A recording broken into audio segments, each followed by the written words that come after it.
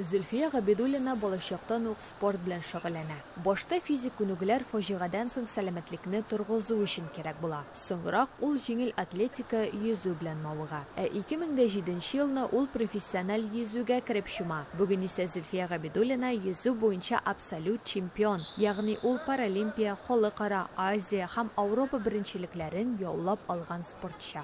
Самое тяжело начать, потому что когда ты хочешь начать, например, бегать, и тебя обязательно что-то тормозит. Но недели-две себя заставить, а потом будет уже привычка. А потом уже ты не сможешь бросить, потому что организм будет просить. И плавание, любой вид спорта, любой, который ему по душе. Есть человек, который на танцах и думает, вот на коляске и думает о танцах. Ну где коляски, где танцы, да? Но есть танцы на колясках. Все, он тоже может реализовать себя. Зөлфия Габидуллина киләчәк буынга да зур йогынты ясый. Анарга карап төрле яктан физик мөмкинлекләре шикләнгән балалар да спортка күбрәк тартыла. Тірек қимыл аппараты зақымданған спортшылардың бәрі сол кісіден үлкен сабақ алады, сабақ алып келе жатыр осы уақытқа дейін.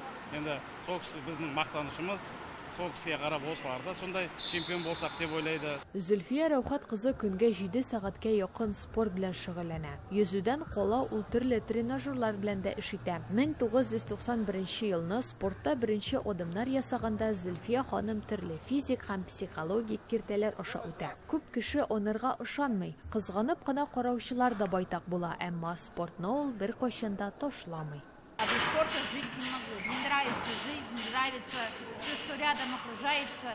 И если я один день не позанимаюсь, я буду себя очень вяло чувствовать и не буду в настроении. Мне нравится все новое и все интересное. И я пока этого всего не достигну, я не успокаиваюсь.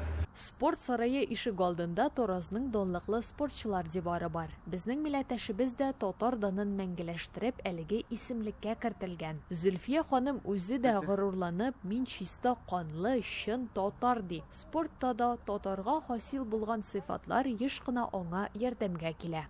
Татарам просто так ничего не дается. Татары должны пахать, и тогда они получат по заслугам. И поэтому все татары, они работящие, они пахари. Но они поэтому не настырные. Если они что-то хотят, они добиваются. Зөлфия ханым йорты спорт сараеннан юл аркылы гына урнашкан. Шуңа без спортчы өенә дә кирип чыгарга булдык. Чемпионның өендә бер дивар булып иң зур хәзинә саклана. Те медали, которые у меня тут есть, 264 штуки, они как бы помогли выиграть мне Олимпиаду. Вот эта медаль у меня, она весит 500 грамм, так же, как и у олимпийцев. Но она отличается только тем, тут есть брайлер, что это вот написано первое место, Олимпийские, Паралимпийские игры. И она еще звенит. Золото, оно звенит посильнее, серебро послабее. Әлеге алтын медальне ватандашыбыз 2016 елны Рио-де-Жанейро шәһәрендә Паралимпиадада яулый. Риода Зөлфия ханым 100 метрлы ирекле йөзү стилендә дөньяда иң җитез йөзүче дип таныла. Һәм бәйсез Казахстан тарихында ул беренче Паралимпия алтын медален яулап ала. Перед стартом я очень себя испуганно чувствовала, если посмотреть по видео, у меня глаза как у тушканчика испуганно. Так было страшно, я такая была испуганная, когда приплыла, и до сих пор была.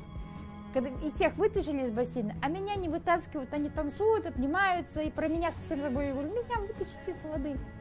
И вот вы вытащили меня с воды, поздравляют все. И я такая, что я выиграла, что я еще рекорд сделала?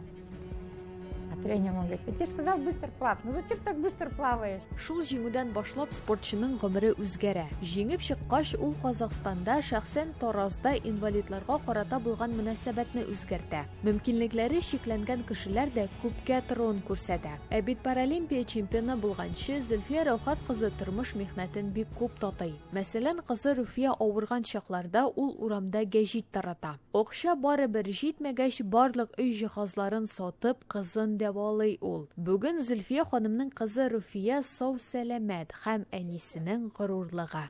Вначале, когда мама уезжала, это было трудно, потому что я еще была маленькая, для меня это был стресс. С возрастом ты понимаешь, для чего это. И потом дом, университет, и как-то Маму не видно, а потом только субботу-воскресенье вместе. И отвлекаешься вроде как, но все равно скучаешь. Тырышкан табар ташка кадак кагыр диләр. Иң мөһиме үзеңә ышану һәм үз максатың өчен бар көчеңне куеп эшләү. Менә шундый девиз белән яши безнең милләттәшебез Зөлфия Габидуллина. Бүген спортчы кулында 2021 елны узачак Токио Паралимпиада лицензиясе. Һәм тиздән чемпион татар исемен Япониядә яклаячак. Ул үзе куйган дөнья рекордын кабат яңартырга ниятли. Ә безгә бары тик уңышлар тисе кала. Таңсылу Насырова, Татарлар, Тараз шәһәре, Казакстан.